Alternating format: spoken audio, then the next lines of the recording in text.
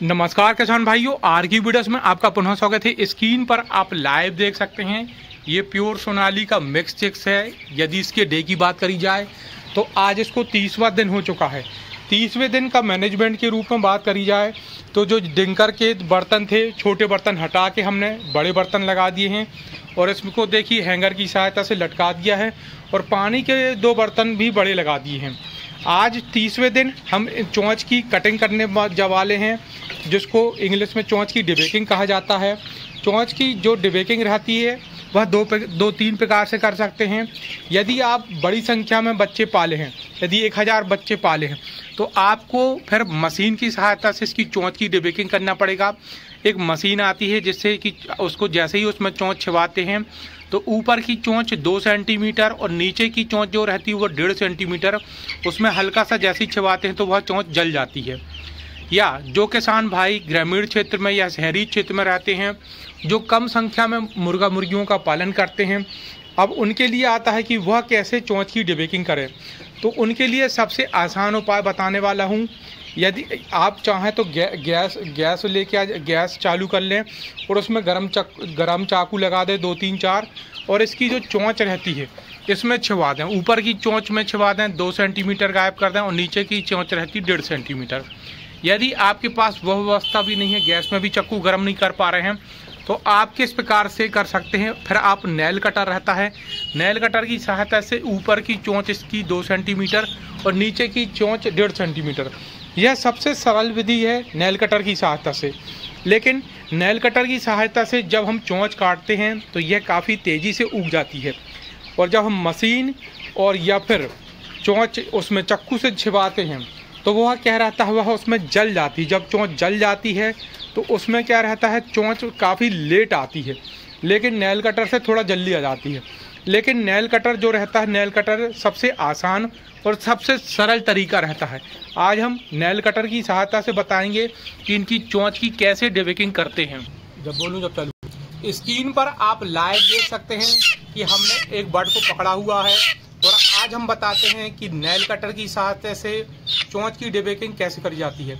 यह सबसे सरल विधि है, लेकिन इससे चोंच थोड़ा सा जल्दी उग जाती है। आप चाहें तो गैस में चाकू गर्म करके या किसी और साधन से गर्म करके चाकू इसकी जो चोंच रहती है इसमें छिपा सकते हैं। या फिर एक मशीन आती है, यदि आप बड़ी संख्या में पालते हैं, यदि 1000 बच्चे पालते हैं तो मशीन आती है, मशीन में छिपाने से ये चोंच ऊपर की इसमें गल जाती है और नीचे की चोंच भी गल जाती है। तो आप मशीन की सहायता से कर सकते हैं यदि आप बड़ी संख्या पाले हैं। हम कम संख्या में पाले हैं, इसीलिए आप देख सकते हैं कि हम किस प्रकार से चोंच की डिबेकिंग करेंगे। ऊपर की चोंच हमेशा रहती है, यह थोड़ी सी ज़्यादा काटें, देख सकते हो ऊपर की चोंच 2 सेंटीमीटर और नीचे की चोंच हमेशा 1 सेंटीमीटर काटें, 1 से 1.5 सेंटीमीटर काटें। नीचे की चोंच हमेशा कम काटें क्योंकि नीचे का थोड़ा सा कम भाग बड़ा रहता है। ऊपर की चोंच हमेशा थोड़ा सा ज़्यादा काटें क्योंकि ऊपर का चोंच का भाग थोड़ा सा बड़ा रहता है। और हमेशा ध्यान रखें इस बात का डिबेकिंग करते समय कि इसमें खून नहीं आना चाहिए। यदि इसमें खून आता है तो अपने साथ हल्दी पाउडर साथ में रखें। यदि बर्ड को खून आता है तो इसमें हल्दी लगा दें। उससे हल्दी लगाने के हल्दी एंटीसेप्टिक रहता है और इसमें किसी प्रकार की दिक्कत नहीं होती और हल्दी इसको घाव को काफ़ी जल्दी से ठीक कर देता है। और स्क्रीन पर एक भाई ने पूछा था मुर्गा मुर्गी का क्वेश्चन कि सर कौन सा मुर्गा है कौन सा मुर्गी। जब 25 से 30 दिन हो जाते हैं तो ये केस दिख रही है, जिसका ये केस रहता है यह मुर्गा रहता है। और बात करी जाए मुर्गी की तो जैसे देख सकते हैं इसकी केस छोटी है तो यह मुर्गी है। एक क्वेश्चन किया था, यह साधारण सा जवाब था उसका। और देख सकते हैं कि हम दूसरा बर्ड पकड़ा हुआ है। अब इसकी चोंच की डिबेकिंग किस प्रकार से काटें। ऊपर की चोंच इसमें भी 2 सेंटीमीटर करीब काटना है, ये देखिए, और नीचे की चोंच 1 सेंटीमीटर। देख सकते हैं जैसे ही हमने थोड़ा सा काटा और उसमें खून आने लगा तो हम इसमें हल्दी लगा देंगे। इस प्रकार आप चोंच की डिबेकिंग कर सकते हैं। इस प्रकार देख सकते हैं कि मैंने लाइव चोंच की डिबेकिंग करके बताया है कि हम किस प्रकार से एक साधारण से नेल कटर की सहायता से चोंच की कटिंग कर सकते हैं। यह सबसे सरल और सुविधाजनक विधि है। यदि आप 100-200 बच्चे पालते हैं तो आप नेल कटर की सहायता से चोंच की कटिंग कर सकते हैं। और ज़्यादातर चोंच की कटिंग जब ज़रूरत पड़ती है क्या 30वें दिन यह रहता है, बच्चे जब एक दूसरे को टोंच मारना चालू कर देते हैं, खरोंच मारना चालू कर देते हैं, तो यह क्या करते हैं, इनकी चोंच इतनी पैनी रहती है, तो ये एक दूसरे को जब टोंच मारते हैं पीछे से, तो इनमें क्या रहता है, घाव बनना चालू हो जाता है। जब किसी एक बच्चे को घाव बनता है तो यह सारे बच्चे उसके ऊपर टूट पड़ते हैं, क्योंकि जो मुर्गा मुर्गी रहते हैं लाल रंग के पति काफ़ी आकर्षक रहते हैं, तो यह उसके ऊपर बहुत तेज़ी से टूटते हैं और जब तक उसकी मोर्टेलिटी नहीं होती जब तक उसको टोंचते खरोंचते रहते हैं।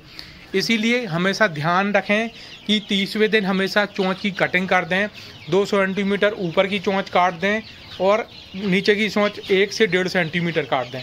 और हमेशा इस बात का ध्यान रखें कि यदि इसमें इतनी चोंच काटें, न ऊपर खोना है चोंच में न नीचे खोना है। यदि दुर्भाग्यवश यदि किसी की अगर चोंच से खून आ जाता है तो आप उसमें हल्दी पाउडर साथ में रखें, आप उसमें हल्दी पाउडर लगा सकते हैं।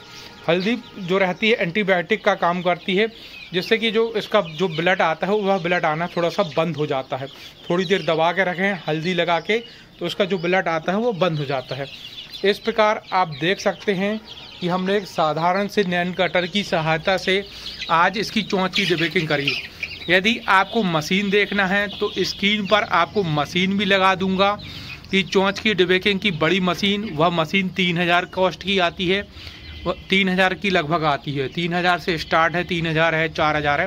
तो आपको स्क्रीन में आपको लगा भी दूंगा कि कौन सी मशीन से चोंच की डिबेकिंग करी जाती है। इस प्रकार किसान भाइयों, आज 30वें दिन हमने अपने जो मुर्गा मुर्गी जो पाले हुए थे वह चोंच की डिबेकिंग करी है। आपको यदि हमारे द्वारा दी गई जानकारी अच्छी लगती है तो हमारे चैनल में नीचे जाके लाइक कर सकते हैं और कमेंट कर सकते हैं। और यदि कुछ सवाल पूछना हो तो आप हमसे सवाल भी पूछ सकते हैं। आपके सवालों का हम जवाब तुरंत दिया करते हैं। यदि हमारे चैनल आपको अच्छा लगता हो तो हमारे चैनल को लाइक करिए, शेयर करिए। जय हिंद किसान भाइयों।